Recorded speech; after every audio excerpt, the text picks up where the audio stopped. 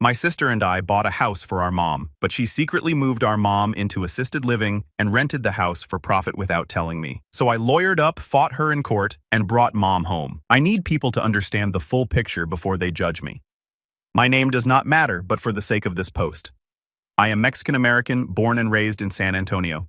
I work as an occupational therapy assistant at a rehab hospital. I make $51,000 a year, which in San Antonio is enough to keep the lights on if you do not do anything stupid. I drive a 2017 Honda HR Vive with 87,000 miles on it. I rent a two-bedroom apartment in the medical center area, $1,290 a month, which hurts every single time I see the charge hit my account. I have a son, Diego, who is 9 years old, and the reason I get up every morning. His father pays child support $380 a month, usually late, sometimes very late, once not at all for 2 months until I had to get the AG's office involved. That is my life. It is not glamorous, but it is mine. My sister Veronica is 41. She lives in Austin with her husband Alan. Veronica works as a business analyst at a tech company and makes $98,000 a year. Alan is an account executive at some SAS company. He makes $140,000. They live in a 4-bedroom house in Cedar Park with their 2 kids, Mason 7 and Olivia 5. They have a Peloton in the guest room and a backyard with one of those fancy pergolas. They go to Fredericksburg for wine weekends. That is their life. Also not glamorous in the way people in New York would think, but in Texas terms, they are doing very well. Our mother Gloria is 67 years old. She worked as a hotel housekeeper at La Quinta for 30 years. 30 years of stripping beds, scrubbing toilets, pushing carts down hallways in orthopedic shoes that she bought at Payless because the good ones cost too much. She raised us by herself after our father left when I was 4. She had no savings, no retirement fund, no 401k, no pension, nothing. When she finally stopped working, she was renting a crumbling 1-bedroom apartment on the west side of San Antonio. The window AC unit rattled so loud you could not hear the TV. The landlord never fixed anything. Not the leaking ceiling, not the broken deadbolt, not the mold in the bathroom. Then one night in 2019, my mother fell in the bathtub. She called me at 11 p.m., screaming. I drove there in 12 minutes. She was on the bathroom floor in her nightgown holding the side of the tub with a bruise on her hip the size of a grapefruit. That was the night I decided my mother is never living like this again. The house. In 2020, Veronica and I bought a house together for our mom. It is a 2-bedroom cottage on Guadalupe Street in the Prospect Hill neighborhood just west of downtown San Antonio. Small, old, beautiful.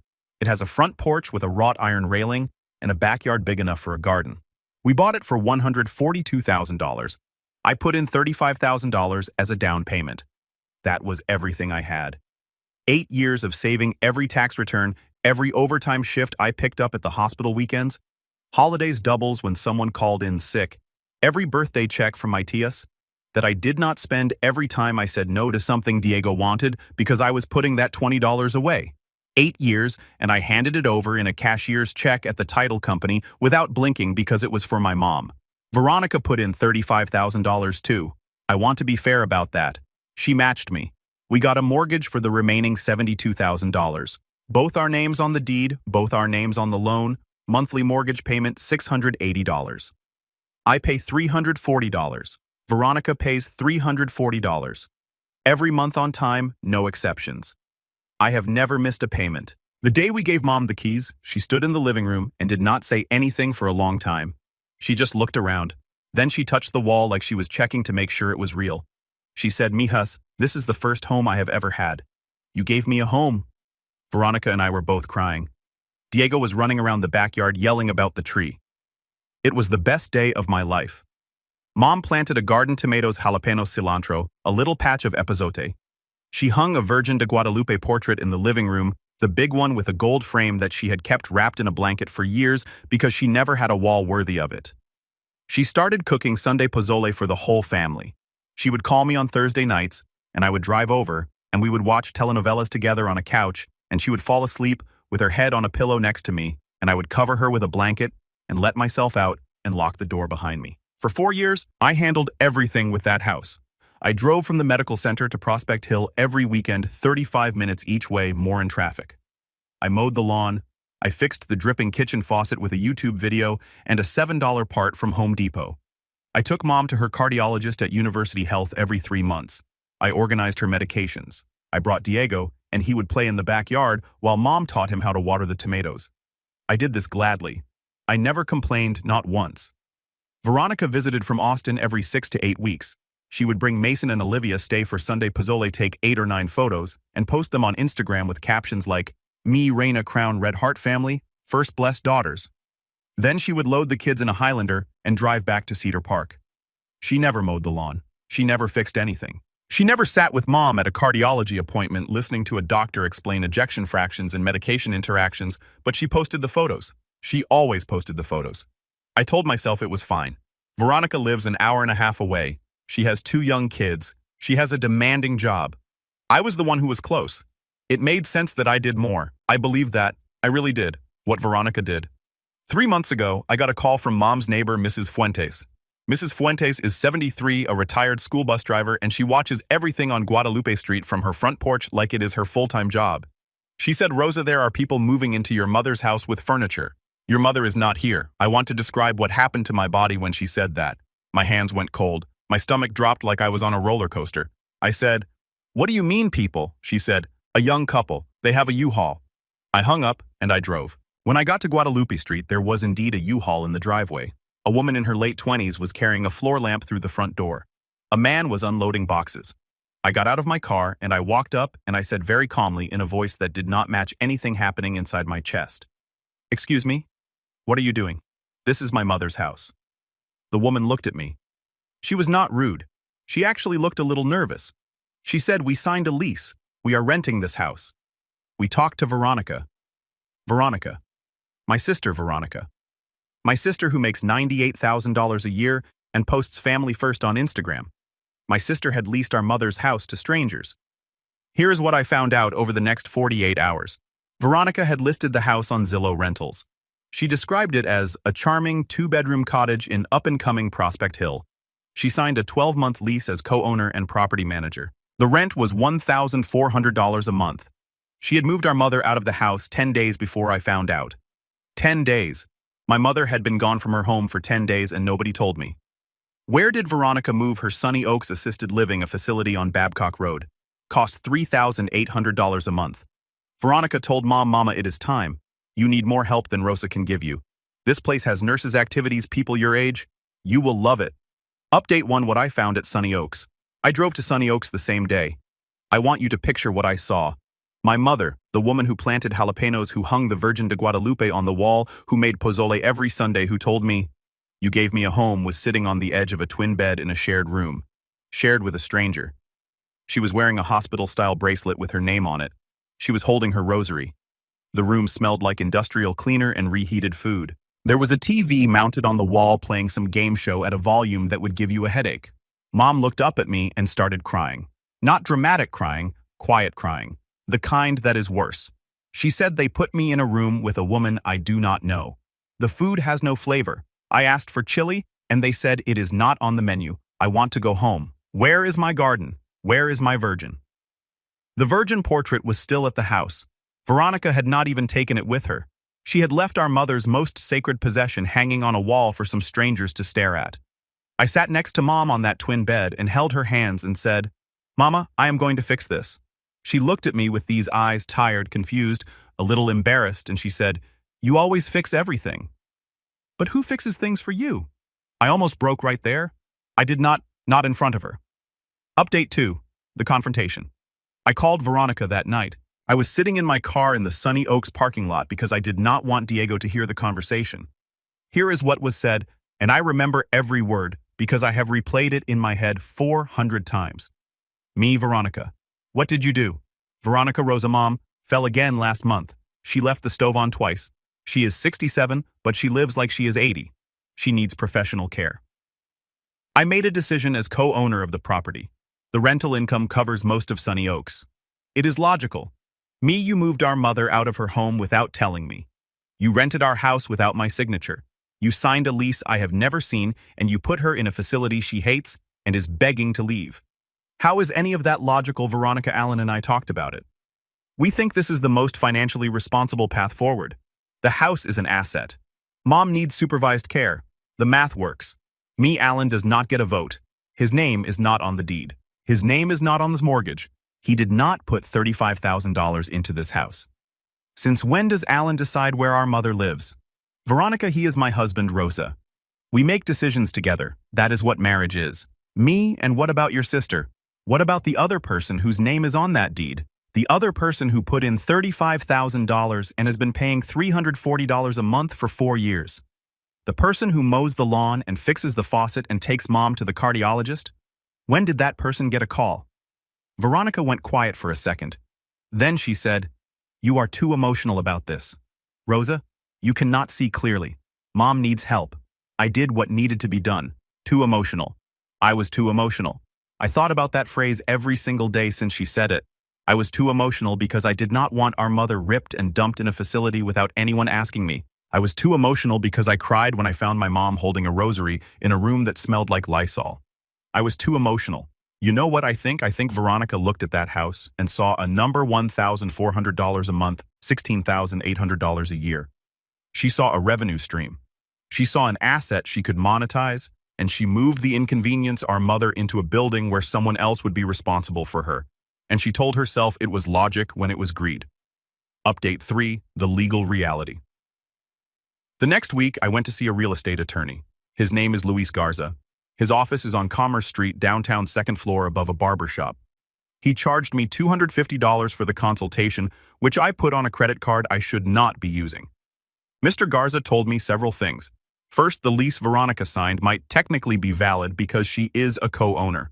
Texas law gives co-owners certain rights, but she did not have sole authority to lease the property. She did not have my consent. She did not have my signature.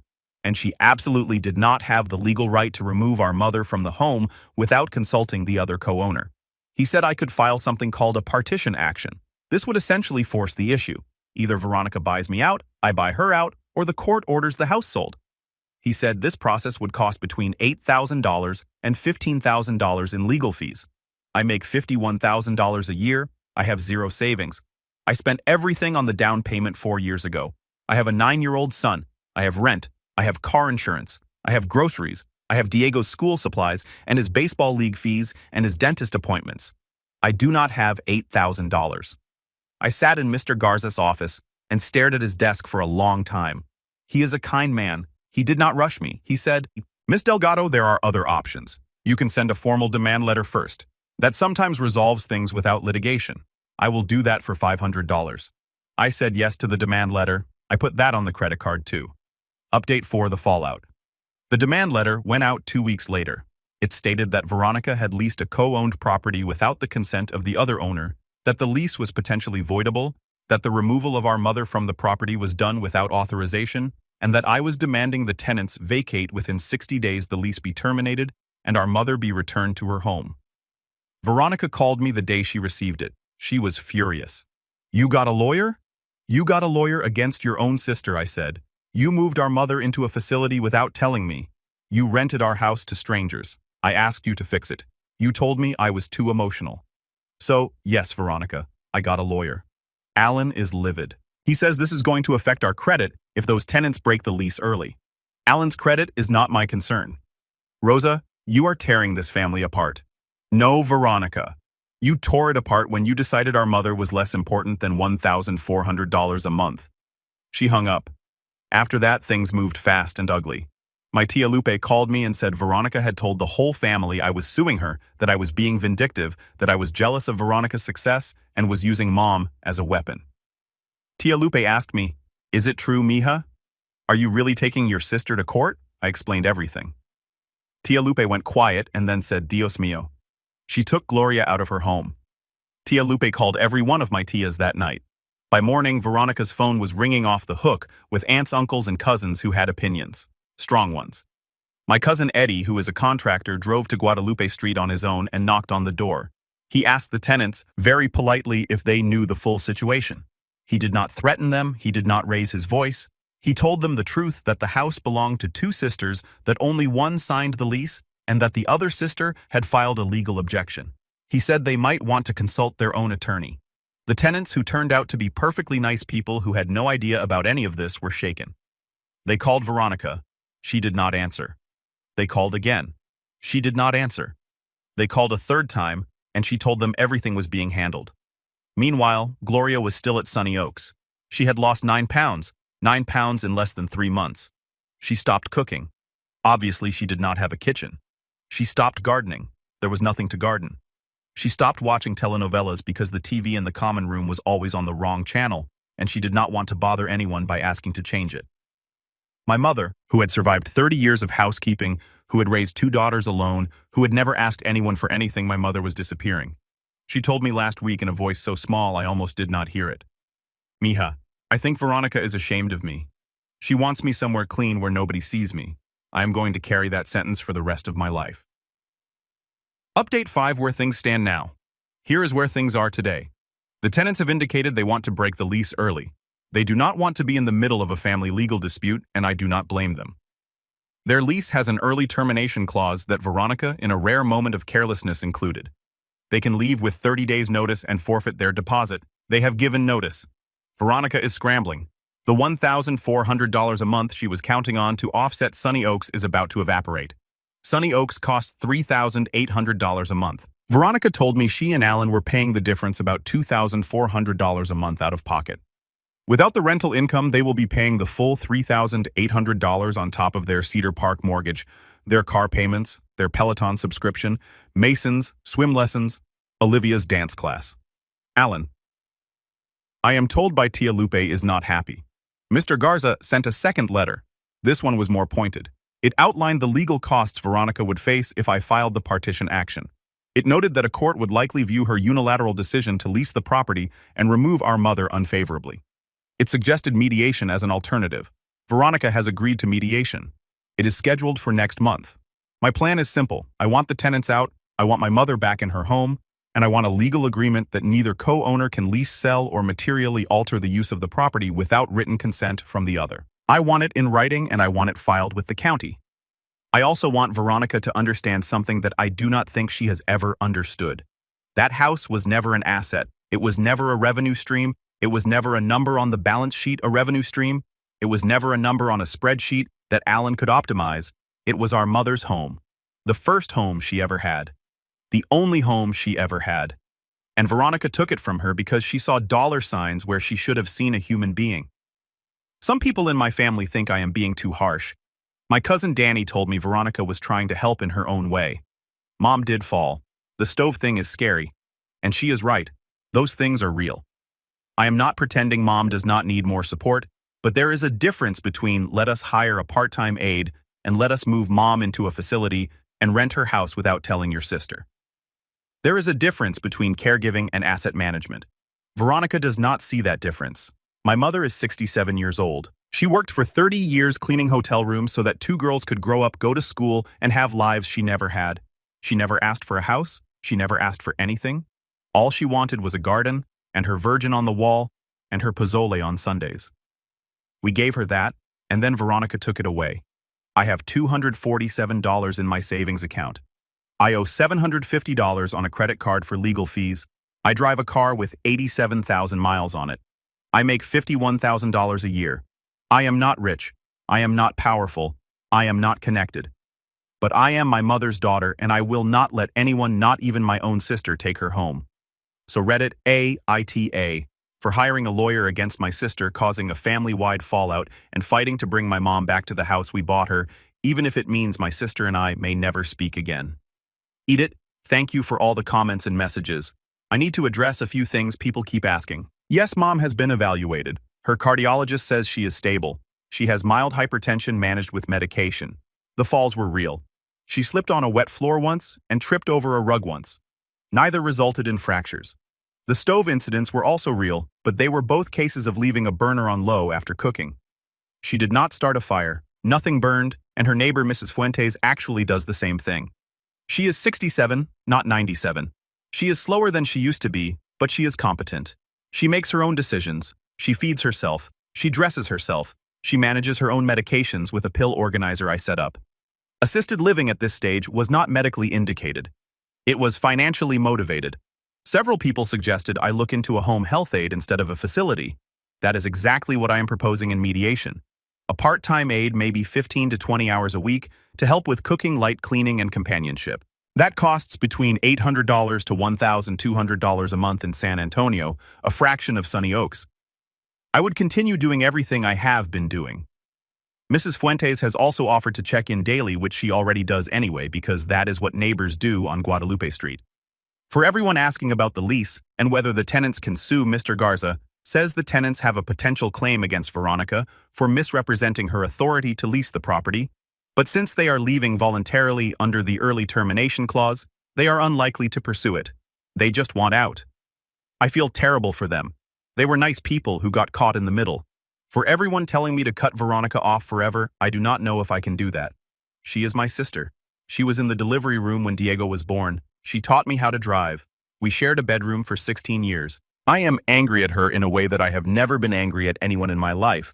But she is my sister and my mother loves her, and I cannot take that from my mother too. What I can do is make sure she never has the power to make a unilateral decision about our mother's life again. That is what the mediation is for. And for everyone who said NTA thank you. I needed to hear it. When your own family tells you you are being vindictive, you start to wonder if they are right. You start to wonder if you are the crazy one. You are not supposed to hire lawyers against your sister. You are not supposed to cause scenes. You are supposed to keep the peace, especially as the younger sister, especially as the one who makes less money, especially as the one who everyone expects to just absorb it and move on. But I cannot move on. Not from this. My mother is sitting in a room that smells like floor cleaner holding a rosary asking where her garden went, and I am supposed to move on. No, I am moving forward. There is a difference. Final update posted 3 days later. The mediation happened earlier than expected. Veronica's attorney pushed to accelerate it, probably because the financial pressure of paying full freight at Sunny Oaks without rental income was getting real. Here is what happened. We sat in a conference room at the mediator's office on Broadway. Veronica brought Alan. I brought Mr. Garza. Veronica's attorney was a woman from Austin who kept checking her phone. The mediator was a retired family court judge named Sandra Munoz, and I liked her immediately because she told everyone to put their phones away and looked at Veronica's attorney when she said it. Veronica tried to frame this as a health and safety issue. She brought printouts, articles about elderly falls, statistics about stove fires, a brochure from Sunny Oaks. Alan nodded along like he was in a sales presentation, which I suppose is his natural habitat. Veronica's attorney talked about co-owner prerogatives and good faith property management decisions. Mr. Garza was quiet for most of it. Then he spoke. He laid out 3 things. First, that Veronica had signed a lease on a co-owned property without the other owner's written consent, which under Texas property law was not within her unilateral authority. Second, that she had removed the occupant of the home, a family member for whom the property was specifically purchased without consulting the co-owner. Third, that the rental income had been deposited into an account controlled solely by Veronica with no accounting provided to me. That last one was new to me. I did not know Veronica had been collecting rent and putting it in her own account. She had not told me. $1,400 a month for almost 3 months, over $4,000 sitting in an account I had no access to and no knowledge of. Judge Munoz looked at Veronica and said, "Ms. Delgado, did you disclose the rental income to your sister?" Veronica said, "It was going toward mom's care." Judge Munoz said, "That was not my question." The room got very quiet. The mediation agreement, which we all signed, includes the following. The tenants will vacate as planned. Gloria will return to her home on Guadalupe Street. Neither co-owner may lease, sell, encumber, or materially alter the use of the property without the written consent of the other co-owner. The $4,200 in rental income Veronica collected will be deposited into a joint account designated for Gloria's care and home maintenance. Veronica will pay for the first 3 months of a part-time home health aide as restitution for the unilateral decisions she made. And both parties agreed to a caregiving plan that includes shared responsibilities. Veronica will visit at minimum once a month and will handle specific tasks, including coordinating medical appointments in the Austin system for second opinions if needed. Veronica signed it.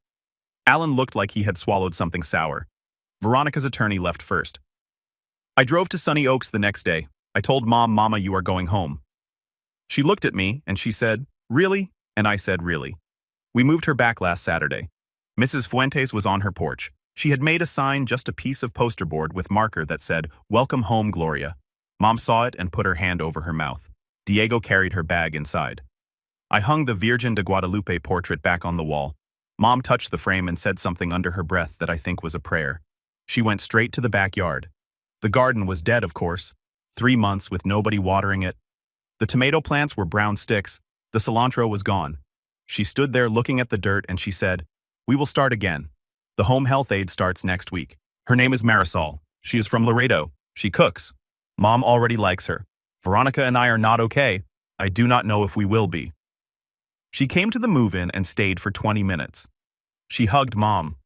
Mom hugged her back because Mom is a better person than either of us. Veronica did not look at me. When she left, she said I was trying to help Rosa. I said, "I know you believe that." She got in her car and drove back to Austin. I do not hate my sister.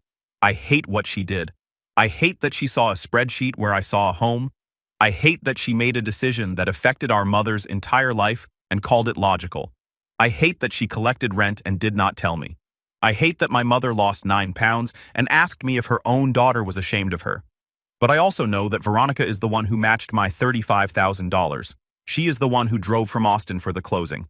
She is the one who cried when Mom said, "You gave me a home." Somewhere between that day and this one, something shifted inside her. Maybe it was Alan's influence. Maybe it was the money. Maybe it was the distance that comes from visiting every 6 weeks instead of every weekend. I do not know. I just know that the sister who cried at the closing is not the same person who listed our mother's house on Zillow Rentals. I am sitting in my apartment right now. Diego is asleep. It is 11:47 p.m. I have $247 in my savings account, $750 on a credit card, and 87,000 miles on my car. I am tired in my bones, but my mother is in her home tonight. She is sleeping in her own bed. Her virgin is on the wall. Tomorrow she is going to go to the backyard with Diego and start turning the soil for a new garden. We will start again. NTA, I hope.